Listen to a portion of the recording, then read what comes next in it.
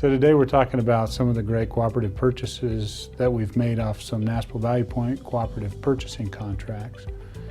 These are great contracts. We're getting a lot of wins and how we're using them, and we're using some contracts that maybe typically aren't used by fleet managers and fleet operations.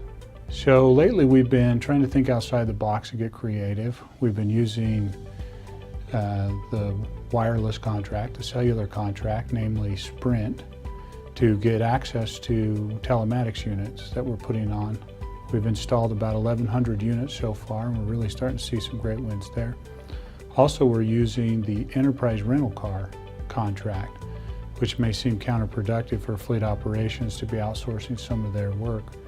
But this has really helped us provide a solution to our agencies that can expand and contract as the need arises, instead of staffing too many vehicles for that one chance or that one time that we need a lot of cars.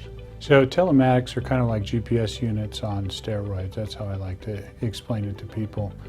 They do course location, they do speed, they do the typical GPS type stuff, but they're also plugged into the car's computer. And so you start to get maintenance records, you can keep track of how their fuel is, their idling, how they're driving the vehicle, engine codes, diagnostic codes, all kinds of information.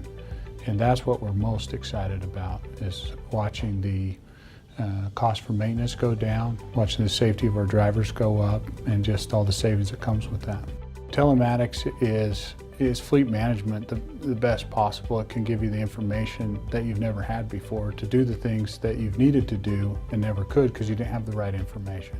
I think a great example of that, besides, just tracking if they're speeding, which they are, and other things, is saving money on maintenance, saving money on fuel. Simple things like watching if they're just sitting in their car idling. You can do that now. You can say, hey, this group of 120 people 2 months ago, they were idling 360 hours a month. That's a lot of idling. That's somebody sitting in a car, right? Hopefully they're sitting in the car, right? And it's just not running on the side of the road. When we installed the telematics, we could track that. Then we turned on a little beeper to say, hey, you've been 3 minutes in the car idling. It's time to do something, and it just beeps until they move. That took it from 360 hours down to 60 hours. Simple thing. And now we've reduced 300 hours of idling. That's money right back in their pocket, and actually everybody's happy with that. Another cooperative purchasing contract that we participate in that maybe isn't your standard fleet contract is the rental car contract through NASPO Value Point. In particular, we partnered with Enterprise Rental Car. And we have this situation of utilization, and in the fleet world, everybody knows that problem, right? Everything is mostly utilized. How do you judge utilization? The people writing the checks, the legislature, everybody thinks that you're underutilized. Everybody that's driving the cars and manages the workflow think they need more cars. It's a constant battle, right? If you really dive into it, which I think we have, you realize that some of the time you need a lot of cars, some of the time you don't need a lot of cars. How do you handle that? When you're buying cars or leasing cars, you have to try and guess and then use staff to what? The average or the peak or the valley? What kind of car if it snows in Utah, which it typically does, then you need a four-wheel drive, but it doesn't snow every day in Utah, so then what do you do on the other days, right?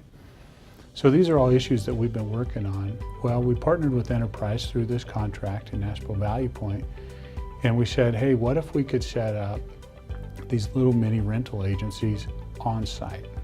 So Enterprise Rent-A-Car and National Car Rental are preferred providers for the state of Utah under the NASPO Value Point contract. We have built a strong relationship over the last 10 plus years as a more than just a provider, but really as a consultant for the state to look at, other than just your typical business rental needs, looking at state needs in a lot other areas, which has led us to this on-demand motor pool by Enterprise program.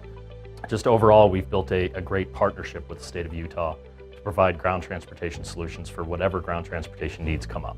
With this on-demand motor pool program by Enterprise that we partnered with the state of Utah to do, we basically worked with the state fleet department to look at approximately 7,000 vehicles and start to target specific areas, specific departments, specific pools of vehicles across the state, and find an opportunity to help the state reduce their costs with their fleet of vehicles and create some efficiencies and basically make the use of vehicles better for some of the state employees. One of the things that we've done with that is just taking a look at a lot of the older vehicles and taking them out of the fleet. And then because of the way we run our business with newer vehicles and rotating our fleet very quickly, the employees of the state that are using this program are actually liking it better because they're driving newer, cleaner, better miles per gallon vehicles, cleaner for the environment, just overall newer and better vehicles. The service level that they get because of the types of vehicles we provide compared to the older vehicles that the state had, they're getting a better service and they're enjoying their trip better. So we started down this path and word started getting out and a lot of agencies started asking about it. In particular, our Region 4 for our Department of Transportation in central to southern Utah. We've also been able to open a location in Richfield, Utah, which, if you know much about Utah, is a pretty small part of the state. There wasn't enough business for us to open a retail, a full-on enterprise location. There also wasn't enough business for us to do a standalone state of Utah location. So we combined those two locations, those two ideas in two types of business, and made it a viable business for enterprise to open in the market. So the benefit to the employees is great in that area, but it also gave us a benefit to the community. That community needed a car rental solution, and now that we were able to work with the state to come up with a solution, the state, the employees and the community of Richfield has the ability to rent cars a lot more conveniently now. They're providing a service that the citizens like, and they're reducing costs and providing a service to the UDOT folks. Now, because this is a cooperative statewide contract in Utah, it's now eligible, the cities and counties are eligible to use the contract as well. So now we have the city council, the mayor's office, people that need that flexibility are able to use this as well. And it's branched out into the smaller areas because now we have a central hub that can feed those areas. So very exciting news, great win for the Department of Transportation folks in fleet operations. So one of the things that I'd like to talk about to tie this all into cooperative purchasing and why I think it's been a win for us is we've tried telematics in the past. We went out for RFP on our own. As in all government, we went with the low bid, and because we're the giant state of Utah, we got the best pricing possible, which means we paid a little bit more for probably a lower standard product. And it just didn't work. It didn't meet our needs. It didn't have all the bells and whistles, and sometimes we even wondered about the integrity of the data, which meant the solution, we couldn't trust it, we couldn't use it. It wasn't doing what we needed it to do. Looking in the industry and best practices, this is where the market's going, and we wanted one of those top-end solutions. But there's a cost with doing a large RFP, right? There's a cost with not having as much volume as you could. If you can combine volume, you can get better pricing that way. And we wanted the best terms and conditions covering us. So luckily for us, the state of Utah already participated in the NASPO Value Point Wireless contract. So we found two options already on contract, two great options already on contract with stellar terms and conditions and great pricing, which meant that whole first part was done for us. All we had to do is choose which one we thought would best meet our needs. So we got the national terms and conditions on one of the biggest contracts probably in the world, at least in the wireless sector.